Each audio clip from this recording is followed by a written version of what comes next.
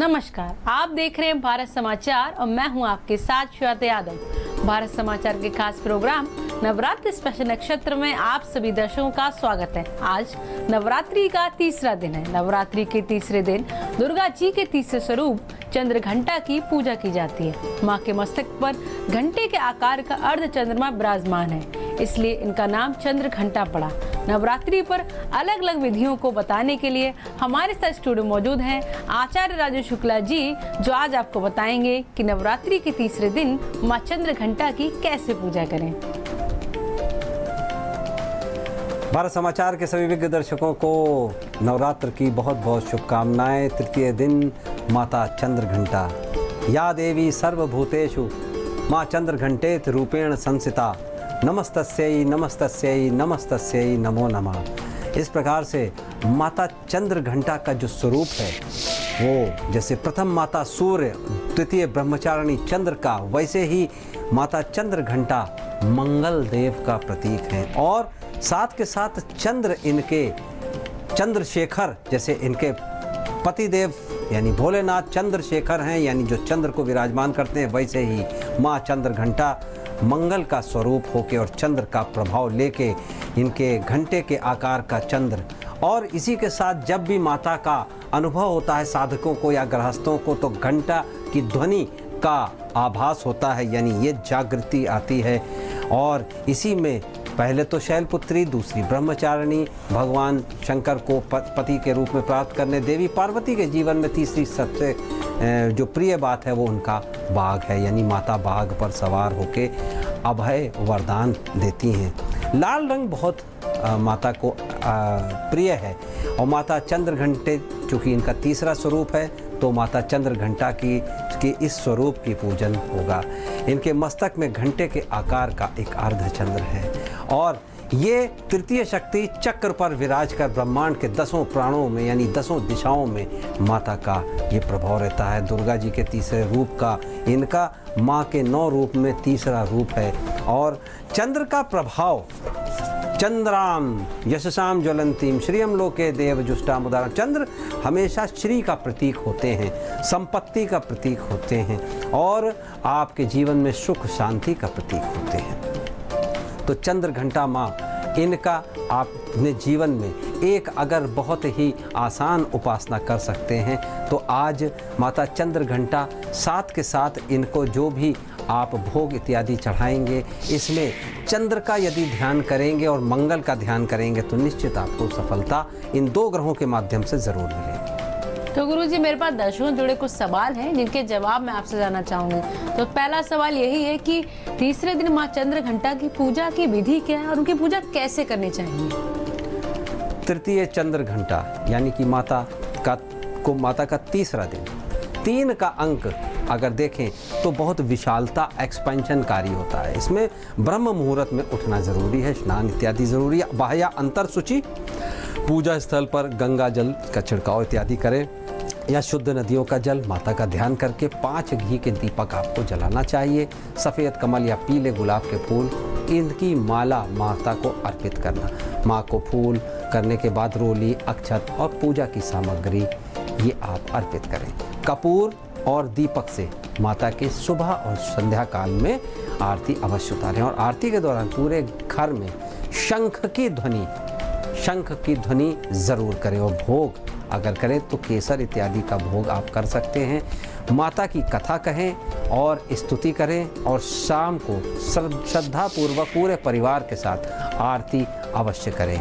और क्योंकि नवरात्र का तीसरा दिन दिनांक 17, 10, 23 तृतीय चंद्र घंटा, इनको आप माता को कई प्रकार से प्रसन्न करने का भी उपाय अन्य भी कर सकते हैं। तो प्रथम ये सबसे ज़रूरी हो जाता है कि आप बाह्य अभ्यंतर शुचि, बाहरी शुचिता तो होगी स्नान से, लेकिन अंतरूनी यानी अंतर शुचि के लिए भी आप ध्यान जप इत्यादि करें, जिससे कि आपका अंतर मन क्लियर हो, साफ हो, उत्तम हो, उज्जवल हो और आपकी वाणी भी ओजस्वितापूर्ण हो। तो इस प्रकार से आप उपाय कर सकते हैं। तो गुरुजी, मेरा अगला सवाल ये कि माँ चंद्र घंटा को पाप की विनाशिनी भी कहा जाता है, ऐसा उनको किस लिए कहते हैं? माता चंद्र घंटा जिसके कहते हैं दुर्गे दुर्गति नाशिनी, मंगल कर सब काज।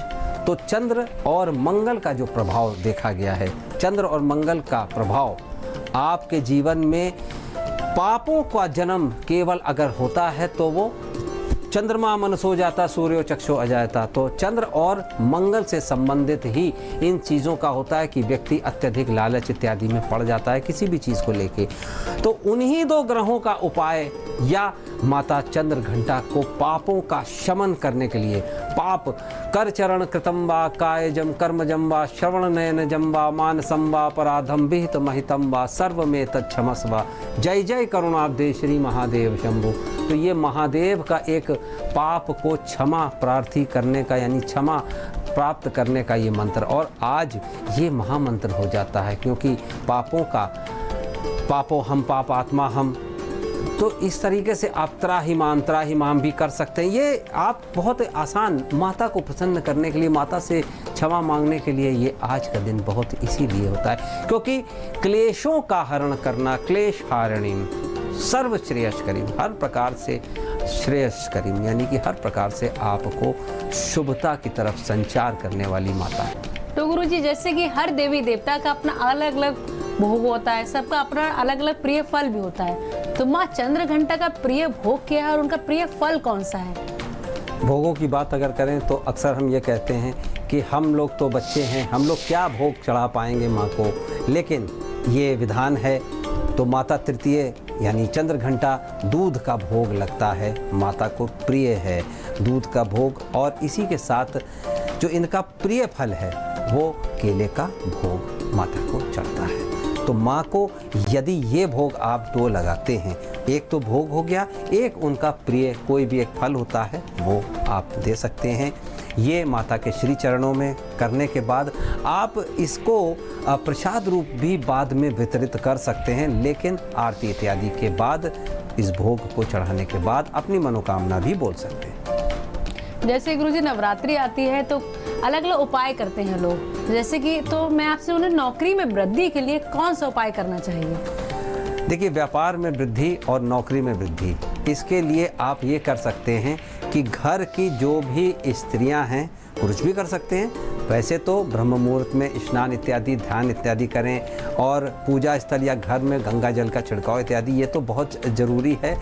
इसके साथ 5 घी के दीपक जला के अपने घर के बाहर कुमकुम और गंगा जल मिश्रित जल से आप स्वास्तिक अगर घर की महिलाएं दोनों तरफ बनाते हैं तो निश्चित रूप से ये रोजगार की दृष्टि से उस घर के लिए बहुत ही अच्छा एक उपाय हो सकता है।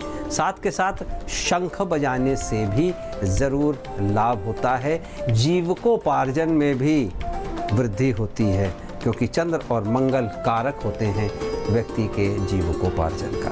तो ये आप विधि विधान पूर्वक कर सकते हैं। छोटा सा उपाय है लेकिन इसको करने के बाद जरूर लाभ होता है। तो आज आपने जाना कि नवरात्रि के तीसरे दिन माँ चंद्र घंटा की कैसे पूजा करें, और ज़्यादा जानकारी के लिए आप गुरुजी को कांटेक्ट भी कर सकते हैं 8004036524 पर। ये गुरुजी का व्हाट्सएप नंबर है, इस पर आप टेक्स्ट मैसेज कर अपने सवालों के जवाब भी पा सकते हैं। और साथ ही गुरुजी की ईमेल आईडी है rajeshshuklaonline@gmail.com। आज के नवरात्र स्पेशल नक्षत्र में बस इतना ही। कल फिर आप सभी से मुलाकात होगी विशेष जानकारी के साथ। तब तक के लिए देखते रहिए भारत समाचार। नमस्कार।